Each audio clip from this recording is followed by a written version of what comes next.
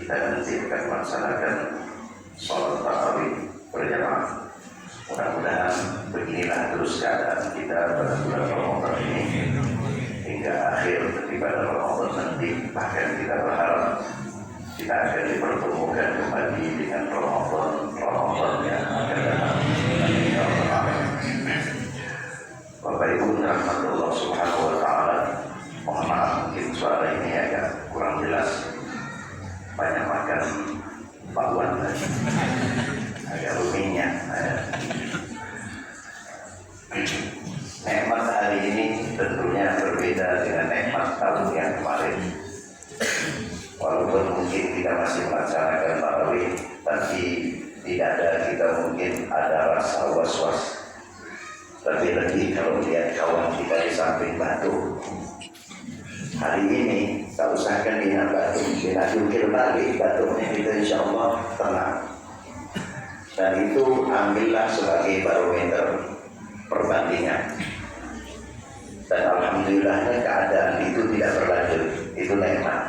Bapak Ibu bisa bayangkan kalau keadaan itu semakin mencekam, ya Allah, ibadah kita yang harusnya maksimal jadinya tidak maksimal. Alhamdulillah, berkat doa-doa kita semua, apa yang kita alami pada tahun yang lalu telah berlalu. Hari ini kita kembali diberikan kesempatan oleh Allah tarawih, memakmurkan di jalan di mana alhamdulillah ramai kembali. Dan ini satu nikmat yang harus kita syukuri. Dan bahkan setiap kenikmatan di saat kita dipertemukan dengan Ramadan itu adalah nikmat besar. Saya sering sampaikan begini, ini kultum ya, tak lama tentunya. Rata-rata orientasi kita di dalam beribadah itu selain tentunya mengukurkan kewajiban, karena itu adalah kewajiban, kalau itu adalah kesunahan, kita melaksanakan kesunahan. Tapi di luar daripada itu, orientasi kita ketika beribadah mesti tujuan kita adalah untuk mendapatkan pahala. Dan itu tujuan tidak salah, benar. Karena itu merupakan janji yang Allah janjikan. Setiap ibadah yang kita lakukan mesti ganjarannya adalah pahala. Yang bekal pahala tersebut untuk meraih kenikmatan abadi, kenikmatan di surga. Bahkan kita berharap sebelum kita mendapatkan kenikmatan abadi, kenikmatan surga, dengan pahala ibadah yang kita lakukan, kita juga mendapatkan kenikmatan dunia. Sehingga hidup kita nyaman, rezeki kita mudah, hati kita tenang, keluarga kita sakinah, mawaddah warahmah, anak kita jadi anak-anak yang menyejukkan di pandangan mata kita. Itu bagian daripada harapan kita, dan itu diantaranya cara memperolehnya adalah dengan memperbanyak ibadah kepada Allah Subhanahu wa Ta'ala. Tapi Bapak Ibu, kalau orientasi kita hanya semata di dalam beribadah itu mendapatkan atau memperoleh pahala, kalau kita mau jujur 24 jam satu hari satu malam, ini tidak usah hitung dosanya ya. Antara beribadah dengan tidak beribadah, kira-kira banyak mana lah? Banyak tak ibadahnya. Tak usah dihitung dosanya. Anggap kita tak berdosa, tapi kita tak ibadah saja. 24 jam itu waktu kita sedikit untuk ibadah itu. Bahkan zuhur kita sholatnya berlari-lari. Kadang-kadang ada orang menggabungkan, hampir menggabungkan antara sholat zuhur dan sholat asar. Bahkan ada yang kadang-kadang gabung dua.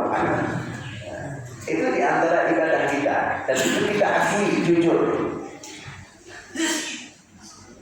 Lah kalau dalam satu hari satu malam saja perhitungan pendeknya tersebut, kita mengkalkulasikan ternyata untuk meraih pahala atau ibadah kita kepada Allah dengan tidak ibadah lebih banyak tidak ibadahnya, lantas kita nak dapatkan surga dengan pahala itu, kan kita yakin kurang.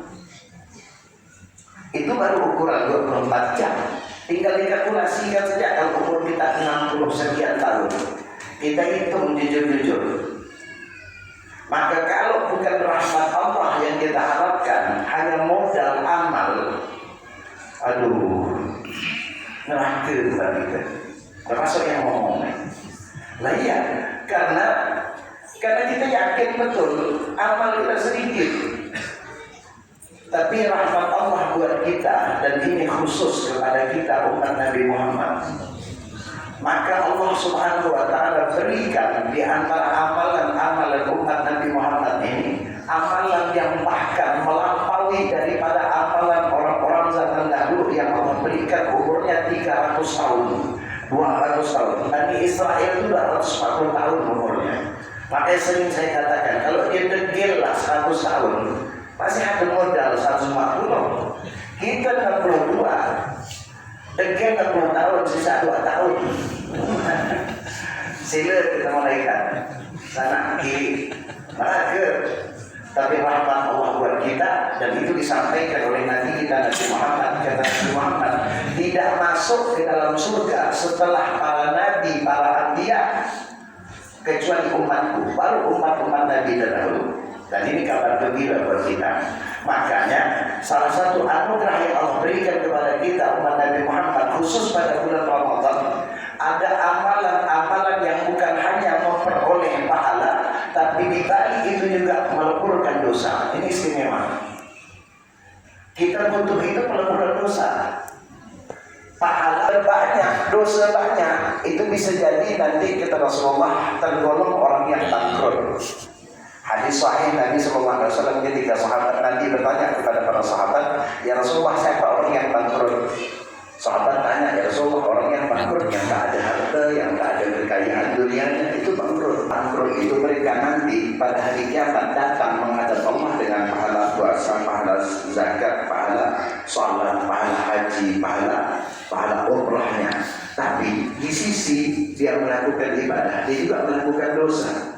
Waktu syata mahada, dia bercaci maki orang. Waktu fahada, dia membuat tuduhan-tuduhan palsu, hoak bahasa orang sekarang. Wasafa kada mahada, dia juga menumpahkan darah orang. Hari ini kan banyak kita lihat darah nyawa itu murah. Kalau orang tak mengerti, betapa besarnya dosa orang yang menghilangkan nyawa. Kelak nanti kalaulah dia ahli ibadah, dia pernah haji, dia pernah umrah, tapi kalau di sisi lain ada dosa yang dia lakukan tidak diampunkan oleh Allah, bisa jadi pahala sholatnya, pahala puasanya, pahala zakatnya hanya akan habis untuk membayar kesalahannya. Maka Rasulullah mengatakan, kalau ada orang membawa menghadap Allah dengan pahala sholat, zakat, haji dan sebagainya, tapi dia juga melakukan dosa dan dosanya tidak diampunkan oleh Allah, kelak nanti pahala hajinya, pahala sholatnya dibayarkan kepada orang yang pernah dia zalimi, kepada orang yang pernah dia bunuh, kepada orang yang pernah diambil hartanya.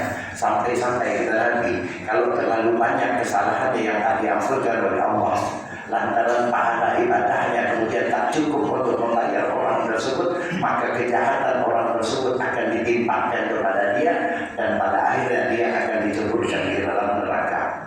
Maka oleh karena itu Bapak Ibu, kita beribadah berpahala-pahala harus, karena itu janji. Tapi cari juga amalan yang dapat meleburkan dosa kita. Karena kalau hanya dengan pahala sementara dosa kita tidak diampunkan, kita khawatir tergolong orang yang bangkrut, kata Rasulullah. Kita maunya kelak nanti pahala kita utuh, tidak tersentuh dengan dosa-dosa, kesalahan-kesalahan yang kita lakukan. Amalan yang paling banyak yang mendapatkan mendapatkan pahala sekaligus meleburkan dosa adalah amalan pada bulan Ramadan. Saya tambah sedikit, orang belum beramal pada bulan Ramadan, baru bertemu dengan Ramadan sudah diampunkan dosanya. Kata Rasulullah dalam hadis Bukhari, as-salawatul khamas wal jum'ah ila jum'ah wa Ramadan ila Ramadan mukaffirat lima bainahunna idza ijtanibatil kaba'ir. Antara salat di waktu, antara Jumat ke Jumat, antara Ramadan bertemu dengan Ramadan, pertemuan tiga ibadah ini mukaffirat, pelebur dari dosa-dosa kita. Belum puasa kita, baru bertemu dengan Ramadan, panjang umur, bertemu dengan Ramadan, anugerah besar yang Allah berikan, dosa kita sudah diampunkan. Tambah lagi kalau kita puasa, man shoma Ramadan imanan wa ihtisaban, ghufira lahu ma taqaddama min dhanbihi. Orang yang puasa Ramadan dilandasi iman, ikhlas, apa jaminannya? Ghufira lahu ma taqaddama min dhanbihi. dzambin. Allah ampunkan dosa. Apa dosa hari ini saja yang Allah ampunkan? Bukan. Dosa yang kemarin, dosa-dosa yang telah lalu. Bahkan nanti sebentar lagi kita tarawih. Di antara keutamaan tarawih selain pahala, juga tarawih merupakan ibadah pelebur dosa. Kata Rasulullah, man qama Ramadan imanan wa ihtisaban ghufira lahu ma taqaddama min dhanbi. Ulama hadis menjelaskan qiyam Ramadan itu ai salatul tarawih. Artinya siapa orang yang salat tarawih dilandasi dengan iman serta ikhlas semata-mata karena Allah, bukan hanya dapat pahala daripada tarawih saja, tapi jaminan lainnya ghufira lahu ma taqaddama min dhanbi. Mudah-mudahan kita dapat menjaga amal-amal yang dapat menambah daripada pahala sekaligus dapat merontokkan, menggugurkan daripada dosa-dosa kita kepada Allah Subhanahu wa taala. Mudah-mudahan Allah memberikan hidayah yang kekuatan kepada kita semua sehingga kita dapat mengisi dengan amal-amal yang terbaik pada bulan Ramadan ini, sehingga nanti kita menghadap Allah adalah orang-orang yang berhak untuk mendapatkan daripada kemuliaan balasan daripada surga dari Allah Subhanahu wa taala. Amin ya rabbal alamin. Sekian yang dapat saya sampaikan, mudah-mudahan menjadi motivasi buat kita dalam beramal pada bulan Ramadan yang mulia ini. Wabillahi taufiq wal hidayah. Wassalamualaikum warahmatullahi wabarakatuh. Waalaikumsalam warahmatullahi wabarakatuh. Salatu la ilaha illallah Muhammad Rasulullah sallallahu alaihi wasallam. Om salli alaihi. Om salli alaihi. Allahumma salli wa sallim